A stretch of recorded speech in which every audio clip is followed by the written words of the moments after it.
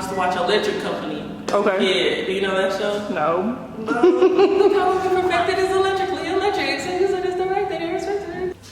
What is up? It's your girl Dym N D, and we're building the brand with TwistedHairFreeMind. I don't wanna see you self-destruct. Could you stay with me? Self-care has me over full with love. Won't you take a seat? All right, Dym N D, tell us where you from.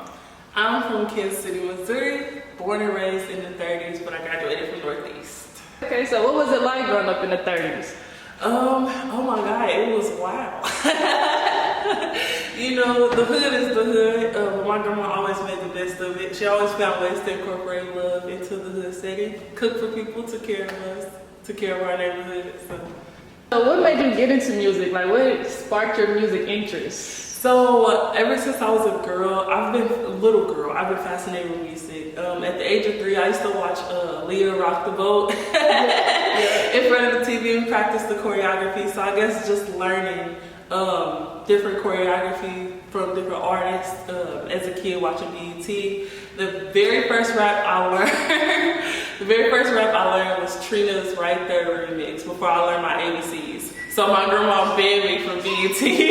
Right? I learned my ABCs. So what was it about music that like sparked your interest? Was it like you said, you started as a dancer, so was it the beat? Was it the lyrics? Like, I want to say it was everything about hip hop, from the fashion to the beat to the lyrics. Seeing someone like me, like seeing someone from Missouri, like Chingy, be able to be on TV was just like, oh yeah, I can do that. He's from Missouri like me, you know what I'm saying? So it's just everything about it, the essence, the work. As a kid, I knew that it took a long time and a lot of work for people to put that together. And then to see Aaliyah on the boat in the middle of an ocean, that took a lot of work, a lot of hard work. And I wanted it. okay, so it was when you were a child that you had the mindset like, this is what I'm going to do. Yes. Okay. Yes. Okay, so what about in your later years? Like, when did you start maybe going to the studio or maybe performing? When did you like step out? Like, you was practicing at home, but when did you actually step out and say? So I experienced some trauma that kind of took me away from the music scene for a little bit. Losing my grandma and then being a survivor of SA, I kind of stepped back a little bit from music. I want to say when I was about 19, in high school, I started finding my voice again, and I was releasing music on SoundCloud. Okay. And people were listening to it at school. And I made a song for my best friend. Oh my God, he's still playing to this day. It's so embarrassing.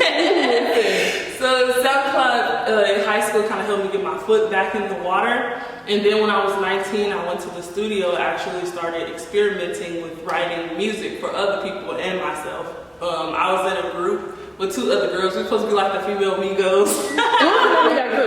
We didn't have a name. We just had colors. Okay. But that didn't work out. And I still love those girls to this day, but that didn't work out. And then I want to say, I got serious about my mental health at the age of 21. After I had my baby, I started doing music therapy. And my music therapist, she would come to the house and she would bring her guitar while I had my baby with me. And then I got really got good practice with writing music then with the guitar. And it was so bad. It was so bad because I've been away from it for a long time. But with her coming twice a week, it just strengthened my skills from doing vocal lessons.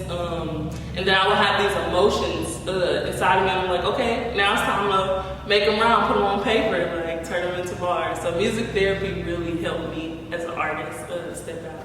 Okay, so tell us more about music therapy. Like, what made you try that? Like, what made you get into that? How were you introduced to that? So once I got therapy while I was pregnant, my case manager, I would perform music for my case manager when she pulled up to my house in her car. And she was like, do you know we have music therapy? And I was like, no, I did not know we had music therapy, let's do it. And so she started sending someone out to my apartment. Once I moved into my apartment, she started sending a therapist out there, and we began working. So if I never would have got into therapy, I wouldn't have known about music therapy. Cool. Because that's a lot of people don't know about that, you know. Yes. And music is therapeutic, so to find a way to channel it, you know, with the actual professional, that's pretty dope. We're gonna run it back a little bit. Your name, tell us how you got your name. So my name is Dym N D. My real name is Diamond, but my name is Dym N D. My mom made my Facebook profile when I was 14, and she put that as my profile name, like Dym N D Blazing Diamonds. So when I started making music in high school, I had to figure out a name. I was like, a lot of people have the name Diamond, so I gotta spice it up a little bit. So I used the name that she put on my Facebook profile, Dym N D, and spelled it just like that. Okay. My mom made my artist name when I was 14. Shout out to mom. Shout out to moms. Okay. So I know you mentioned like Trina and Chingy, you know, artists like that, Aaliyah. Who were, you know, maybe some more influences you had growing up? So Bill Withers was a huge one. I love Bill Withers, and Bill Withers and Denise. You're just another. Yes, old school music. My grandma used to have me up all night singing to her, singing old school songs with Betty Wright. So I would say my older influences are Bill Withers, Betty Wright, Denise, Aaliyah, Beyonce. Yeah. So you knew Saturday morning when grandma turned on that music, it's time to get up and clean up. When grandma was cleaning up, she would be up like 4 or 5 o'clock in the morning cleaning up. And then by the time we wake up, she would be downstairs earning our clothes, house already clean, breakfast already made. Yep. That's what's up. Okay. So it wasn't just a Saturday thing. Music was an everyday thing in our house. Like when we woke up to music, because grandma was already up cooking and cleaning and stuff like that, using 107.3 to get her day started. Okay, so do you think that like maybe subconsciously, like, you know, as you were growing up, you know, since music had always been around, like that played a part as well? Yes, most definitely, most definitely. My grandma would love to hear me sing to the left, whenever it came on the radio, she would stop whatever she was doing. Come on, come on. So yeah, I most definitely think it did. I think my grandma really birthed this dream because she used to have me singing to her all the time as a kid. Yes. That's just okay. Were you in any choirs growing up? So I did go to LaSalle and I took vocal music, even though I wanted to dance. My mom was like, no, you're good at dancing, so let's do vocal music. Which I'm very glad she did that because it gave me some more training with my vocals. It helped me figure out my range, and I got a lot of practice with songs that I didn't usually sing. So.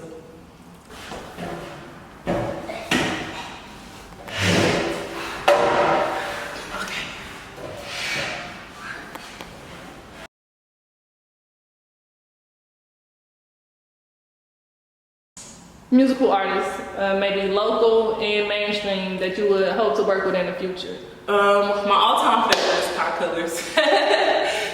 Because I found out about him a couple years ago. I heard his song, Sweet Thing, I think that is. Ooh. I heard his song Sweet Thing, so I would say Kai Colors. I have a song coming out with Jamogi. I think that's an artist that I wanted to work with. So I'm very excited about that. Z _, we have a collab, but it ain't out yet. Tay 93, I have a collab with him as well. So I think a lot of the artists that I've been wanting to work with, I've been getting those collabs done, including Champ. I would really love to do a performance with Chloe Bailey. I think the vocals and the choreo, it would be just okay. Chloe and Halle, okay, Chloe and Halle. They're a huge part of my musical influences as well. I used to walk to the library and watch them, watch their covers and stuff like that. So Chloe and Halle, some people from my city. Another artist, I would say, another mainstream artist, I would say Sabrina Carpenter. Yes. Yeah, I would love to make a song with her. Yes. That's dope. Yeah, I was listening to, the music that you sent me, and the vibe of it was just like refreshing. It was airy, so it reminds me of like the Sabrina or, what's her name? She sing Imported. what's her name? Jessie Reyes. Yes. Or like I said, I mentioned Lizzo a little bit. Like your style is definitely different, but your music is airy. It's like I can listen to it on a Saturday. You know, going to the car wash, going to hang out. You know, it's feel good music. Like yes. Ain't gotta turn it down when you're around the older folks. Exactly. Okay, so speaking of that, you mentioned that you changed your mixtape or EP a little bit. Yes. So what inspired that? So the EP is dedicated to my best friend who passed away in 2022. I miss him dearly. The project was called Foursquared initially, and it was gonna have 16 songs. The deeper I got into the project, the more I realized that it was witchcraft. I was diving into witchcraft and just going too deep into worshiping the dead. So I still wanted to honor him and honor God first. So that's why I changed the project to just kind of take some of the worship on the numerical aspects away. And so that the project can still, honor God and still honor my friend. So exactly, it's about balance. So yes. I definitely understand. What's the name of your new project, and when is that coming out? Yeah, so Transferred from Dark to Light. That will be out early November. We haven't got a date yet because we gotta shoot this video. Okay, I gotta get the visuals for y'all. But it'll be out early November. And then Transferred from Dark to Light, and I changed the name of it because the day I got baptized, Pastor did a sermon on how it's important for us to try to not. It's important for us to be transferred when we become renewed in Christ. And some of the songs that I had on there were pretty explicit. It was pretty explicit. So they're still coming out, but I didn't want them to be a part of the project. And after this project is out, I just want to release more clean, refreshing music, So stuff that's good for the soul. Yes. For the soul. Yes. And there's a difference. The music that's good for the soul and music that's good for the business. Yes. So yes. I definitely understand. I think we're kind of moving more into that time of feel-good music. Like we've had a lot of dark music, drill, like not to diss drill artists or anything like that, but just the drill music itself and the culture around it, that's pretty heavy. So I think we're kind of moving into a time where people want to be uplifted and feel good, So, and music definitely does that. The frequency of music. So you gotta be careful with your frequencies and what you're listening to. So I definitely understand that. Is there anything else you want to let us know? Want to tell us? I'm excited to give you guys this album. I've been working on it for 2 years. I've been recording it for the past 6 months, but I've been working on it for 2 years. I've been writing it. So I'm just super excited for people to hear what I've been working on and to hear my new sound. Outside of what they're used to hearing from me In My Lane and I Got You, my other music, it was really raw and hardcore. So yeah. Okay, cool.